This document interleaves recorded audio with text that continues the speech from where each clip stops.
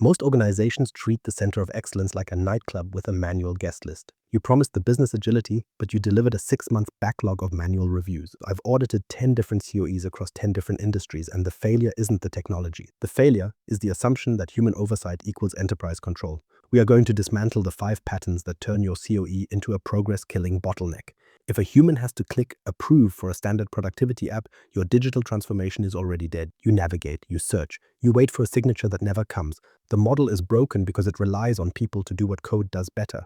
We built hierarchies for a world that no longer exists. Now, we need context. We need to stop acting like gatekeepers and start acting like architects of a system that governs itself. Governance as documentation, not enforcement. I've seen beautiful 50-page PDFs that explain exactly how data should move across the platform. They are full of charts, colored diagrams, and clear instructions for every maker in the company. But in reality, these documents are invisible to the platform's runtime behavior. They sit on a SharePoint site, gathering digital dust. Across all 10 audits I performed, policies existed in the documentation, but flows violated them in production every single day. We are industrializing a hope-based security model where we hope makers read the manual. It is a dangerous assumption. Because today, work doesn't start with reading a manual, it starts with a problem that needs a fast solution. Your intranet wasn't designed for how people work today. It was designed for structure, pages, navigation, hierarchies, and the assumption that people know what they're looking for. That assumption is broken. Real governance isn't a suggestion, it's a non-bypassable boundary embedded in the environment. When policy is disconnected from the platform, you don't have control. You have a paper trail for when things go wrong. It's the old model. You publish the content, and then nobody uses it. What typically happens is that a maker builds a flow that connects a sensitive SQL database to an external Gmail account. They didn't read page 34 of the PDF. The platform allowed it because the CoE hadn't configured the data loss prevention policies to match the document. The flaw isn't the content, it's the assumption that people have time to go looking for it. That's where it breaks. I found one organization that spent $80,000 on a governance consulting project. They got a massive document that was technically perfect. 6 months later, I ran a scan of their tenant. We found 300 flows using unauthorized connectors. The documentation said no, but the platform said yes. So the makers did what was easiest. They built, they shipped, and they created a massive security hole. This is the velvet rope trap in action. You think you're in control because you have a rule book, but the door is wide open and nobody is watching the back entrance. The shift we need is moving from PowerPoint governance to policy as code. This means the rules aren't in a file, they are in the runtime. If a maker tries to connect 2 data sources that shouldn't talk to each other, the platform blocks it instantly, not because a human caught it, but because the system is incapable of allowing it. This is how you scale. You stop being the person who says no and start being the person who builds the guardrails. You're in a meeting, you need an answer. You shouldn't have to check a PDF to see if your automation is allowed. The system should tell you. And one level deeper, this shift changes the culture. When governance is enforced by code, makers stop seeing IT as a hurdle. They see the platform as a safe space to experiment. They know that if they do something truly risky, the system will catch it before it causes damage. It removes the fear of breaking things. In most organizations, the CoE is a no department. It's where ideas go to die in a committee. But when you move to policy as code, you become a safe-to-scale department. You provide the paved road. You provide the context. You ensure the right thing is the easiest thing to do. That is the only way to survive the 2026 landscape of agentic AI and mass automation. Stop writing manuals. Start writing policies that actually run. If you want to enable the business, you have to stop relying on their memory and start relying on your architecture. Governance is enforcement or it is nothing. The manual review bottleneck. Pattern 2 is what I call the approval board trap. It is a room full of high-cost architects spending 4 hours every Tuesday reviewing simple flows. They sit there looking at Power Automate logic that sends an email when a file is uploaded. It is a massive waste of intellectual capital. This is the primary reason deployment cycle times are exploding while business value remains stagnant. You've created a system where the cost of the review often exceeds the value of the automation being built. In my audits, I found backlogs measured in weeks for solutions that took 4 hours to build. Think about that. The business identifies a problem on Monday, the maker solves it by Monday afternoon, but the solution doesn't reach production until the 3rd week of the next month. Why? Because the CoE committee hasn't met yet. This friction doesn't stop bad apps, it just stops people from telling IT they're building them. When the official path is a 3-week wait, the business goes underground. They use personal accounts, they find workarounds, they build in the shadows. You think you're maintaining control with your board, but you're actually driving risk into the dark corners of the organization. The model assumes that a human eye is the only thing that can detect risk. That is a flawed assumption. We need to replace the human in the loop for standard cases with automated logic that evaluates risk in real time. We need to stop treating every flow like it's a mission-critical ERP migration.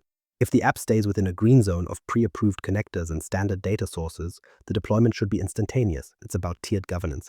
If a maker uses the Office 365 users connector and a standard SharePoint list, why are we reviewing it?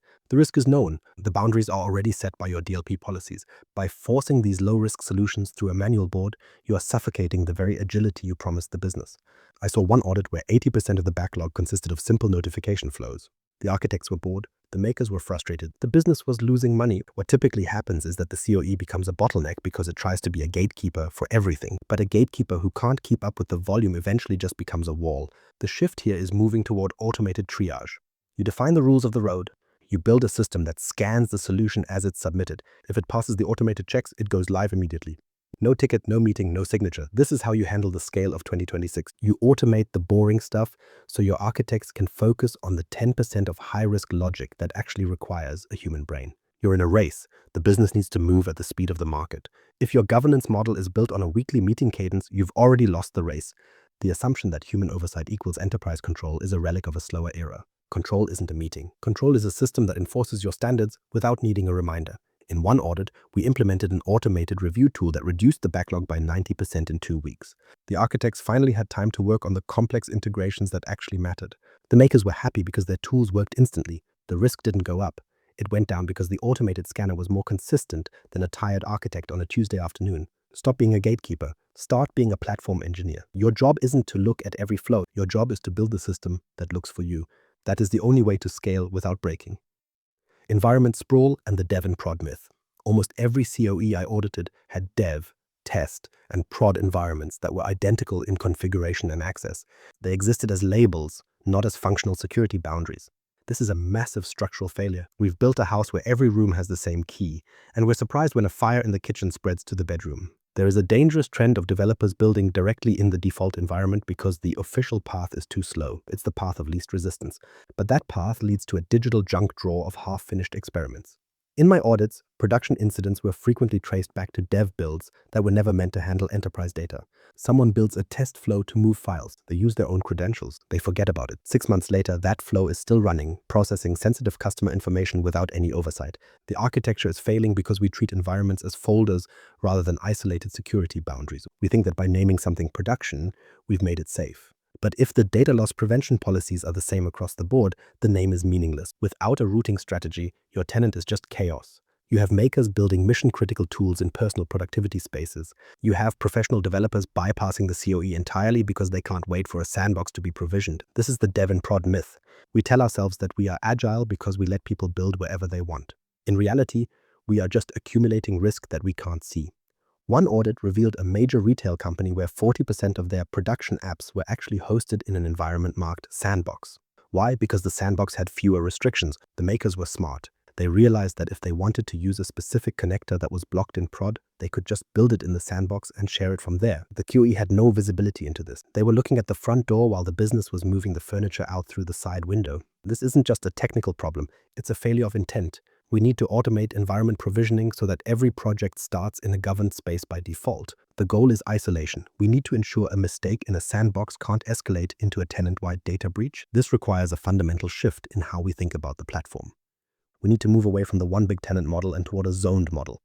You have a personal productivity zone for low-risk tasks. You have an innovation zone for experimentation with temporary life cycles. And you have an enterprise zone for mission-critical apps with full ALM and automated guardrails. This isn't about adding more layers of bureaucracy.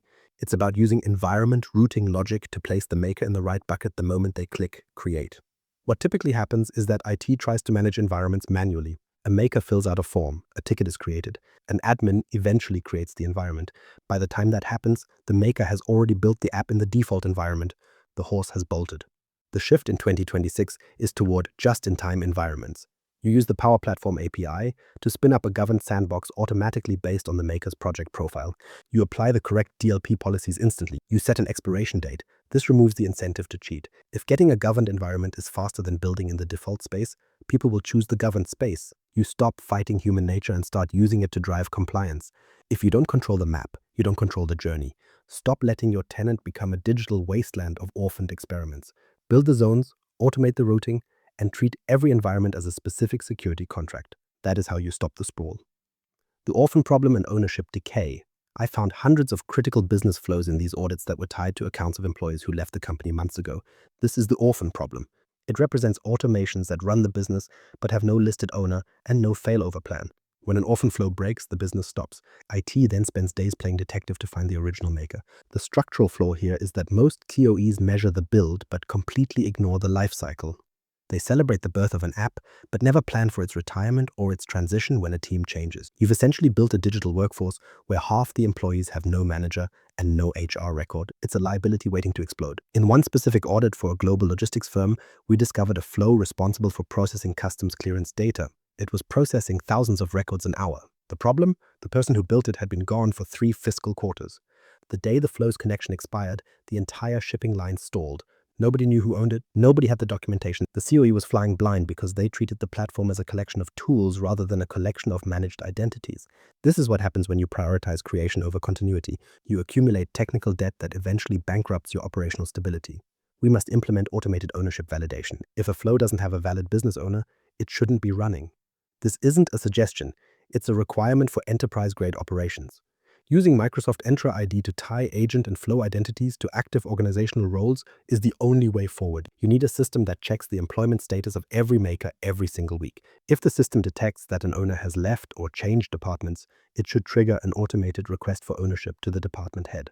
If no owner is assigned within 48 hours, the flow is quarantined. This sounds harsh, but it's the only way to prevent your tenant from becoming a graveyard of broken logic. A CoE that doesn't manage the exit strategy for an app is just accumulating risk. You need to treat these low-code assets with the same rigor you apply to your pro-code repositories. That means every asset must be mapped to a cost center and a human who is accountable for its behavior. What typically happens is that organizations assume the platform will just take care of it. But the platform only does what you architect it to do. If you don't have a heartbeat check on your owners, you don't have a governed environment, you have a ticking time bomb. The shift in 2026 is moving toward identity-first governance. Every flow is a service principle. Every bot is a governed identity.